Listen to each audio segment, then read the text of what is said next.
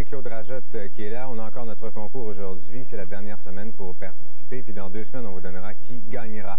Aujourd'hui, David Lahaye, le comédien, est notre invité. Également, je parlerai du coffret des Smashing Pumpkins, de Corbac, de Sublime, aussi de Tricky, de l'album de Claude Dubois qui est sorti il y a quelques semaines. Et pour commencer, un album assez récent aussi, c'est le nouveau disque de Zébulon, L'œil du zig. C'est leur 2e album. Qu'est-ce que c'est un zig? C'est pas une expression que j'utilisais beaucoup quand j'étais à Drummondville. C'est un individu, c'est quelqu'un, un point c'est tout. Alors voilà, Zébulon, ce sont d'excellents musiciens, nous le prouvent encore sur ce disque-là. Leur force est bien sûr l'écriture musicale.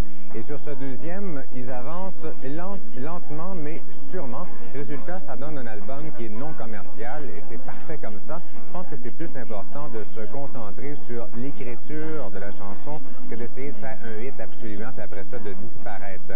Et je pense qu'ils risquent de pas se casser la gueule comme ça et de durer pas mal plus longtemps. Ils possèdent une autre grande qualité aussi, ils ont un style. Ils ont quand même réussi à développer un style Zébulon. On ne peut pas dire que ça ressemble à tel ou tel autre truc, il y a des influences bien sûr. Et cet album-là marque définitivement une évolution sur le premier. C'est un disque beaucoup plus varié que leur premier album, réalisé également par l'excellent guitariste Rick Haworth, qui a fait entre autres le dernier disque de Daniel Bélanger, qui sonne comme une tonne de briques également. Les textes sont cute, mais s'il y avait un point où ils pourraient s'améliorer, vraiment, c'est au niveau des textes.